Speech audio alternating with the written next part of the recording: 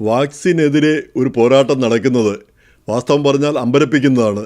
നമ്മളൊക്കെ വിചാരിച്ചിരിക്കുന്നത് ശാസ്ത്രമാണ് അവസാനത്തെ വാക്ക്. ശാസ്ത്രം പറഞ്ഞു കഴിഞ്ഞാൽ പിന്നെ അതിന് ചോദ്യമില്ല. അപ്പോൾ വാക്സിൻ ആണ് വാസ്തവം പറഞ്ഞാൽ മനുഷ്യരാശിയെ രക്ഷിച്ചത്.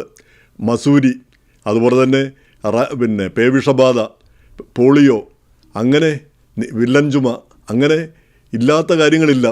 ഒരുവിധപ്പെട്ട രോഗങ്ങൾക്കെല്ലാം വാക്സിൻ കണ്ടുപിടിച്ചു. ആ വാക്സിൻ കണ്ടുപിടിച്ചുകൊണ്ട് ആ രോഗങ്ങളൊന്നും പിന്നീട് നമ്മളെ ബാധിക്കുന്നതിന് മുൻപ് തന്നെ ഈ വാക്സിൻ മുഖേന അവയെ ചെറുത്ത് തോൽപ്പിക്കാൻ നമുക്കായി. അപ്പം മസൂരിയൊക്കെ ഭൂമുഖത്ത് നിന്ന് തന്നെ തുടച്ചു നീക്കുന്നതാണ് പറയുന്നത് ആ വാക്സിൻ പ്രയോഗം കൊണ്ട്. അപ്പോൾ അതൊക്കെ അശാസ്ത്രീയമാണെന്നുള്ള രീതിയിലാണ് ഇപ്പോഴത്തെ health and human services secretary RFK Robert F Kennedy അദ്ദേഹം മുന്നോട്ട് വയ്ക്കുന്ന ആശയങ്ങൾ. അപ്പം ശാസ്ത്രബോധത്തിന് എതിരായ ആശയങ്ങൾക്കെതിരെ ശക്തമായ ചെറുത്തുനിൽപ്പുണ്ടെന്ന് പറഞ്ഞാലും ഈ അധികാര സ്ഥാനങ്ങളിൽ പ്രസിഡന്റ് ട്രംപൊക്കെ അദ്ദേഹത്തെയാണ് അനുകൂലിക്കുന്നത്, അദ്ദേഹത്തിൻ്റെ നിലപാട്. അപ്പോൾ അത് എത്ര കണ്ട് ശരിയാണ്, ഭാവിയിലേക്ക് എത്ര കണ്ട് ദോഷം ചെയ്യും എന്നുള്ളത് ചിന്തിക്കേണ്ട കാര്യമാണ്. അതിൻ്റെ കൂടെയാണ് ഇന്നിപ്പം കണ്ടു ഫ്ലോറിഡയിലെ സർജൻ ജനറൽ, അദ്ദേഹത്തിൻ്റെ പേര് ജോസഫ് എ ലഡാപ്പോ, അദ്ദേഹം പറഞ്ഞിരിക്കുന്നത് ഈ സ്കൂളിൽ കുട്ടികളെ ചേർക്കാൻ കൊണ്ടുചെല്ലുമ്പോൾ യാതൊരുവിധ കുത്തിവയ്പ്പെടുത്തതിൻ്റെ യാതൊരു രേഖകളും കൊണ്ടുചെല്ലേണ്ടതില്ല. നമ്മുടെയൊക്കെ കാലത്ത് സർവ്വരേഖകളും MMR, മീസിൽസ്, ഒരുവിധപ്പെട്ട കുത്തിവയ്പ്പെടുത്ത രേഖകളെല്ലാം നമ്മൾ നിർബന്ധമായി കൊണ്ടുവന്നിരിക്കണം. അത് ഇല്ലെങ്കിൽ കുട്ടികളെ സ്കൂളിൽ ചേർക്കില്ല. അങ്ങനെയാണ് ഇന്ത്യയിലുമൊക്കെ, ഇവിടെയും അങ്ങനെ തന്നെയായിരുന്നു. അപ്പോൾ അത് ആവശ്യമില്ല.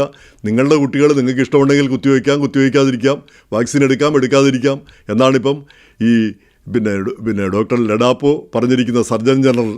അവിടെ നേരത്തെ മലയാളികളൊക്കെ സാക് സെക്രട്ടറിയൊക്കെ അവിടെ സർജൻ ജനറൽ ആയിരുന്നു. അപ്പോൾ അത് ഗവർണർ റോൺ ഡിസാൻറ്റിസും അദ്ദേഹത്തിൻ്റെ കൂടെ ഉണ്ടായിരുന്നു. അപ്പോൾ ഗവർണറും അത് അംഗീകരിക്കുന്നു.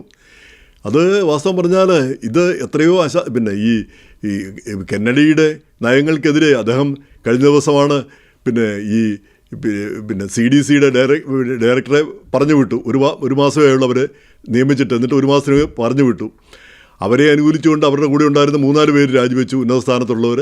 ഇപ്പോൾ 1000 പേര് ഈ ഡിപ്പാർട്ട്മെൻറ്റിലുള്ള 1000-ൽ പരം ജോലിക്കാർ ഇദ്ദേഹം രാജിവെക്കണം, അല്ലെങ്കിൽ ഇദ്ദേഹത്തെ നീക്കം ചെയ്യണമെന്ന് പറഞ്ഞ് കത്തയച്ചിരിക്കുന്നു. അപ്പോൾ ഇദ്ദേഹത്തിനെതിരെ ശക്തമായ നീക്കങ്ങളുണ്ട്.